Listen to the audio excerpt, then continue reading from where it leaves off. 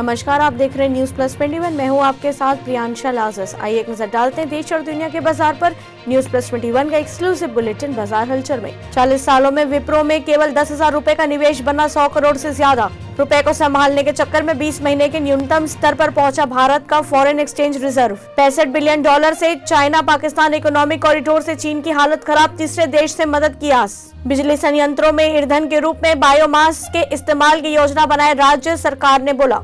ITR filing की deadline नहीं बढ़ेगी, रेवेन्यू सेक्रेटरी बोले। 31 जुलाई की आखिरी तारीख बढ़ाने पर विचार नहीं। सहस्त्रा की 750 करोड़ रुपए के निवेश से मेमोरी चिप इकाई लगाने की योजना।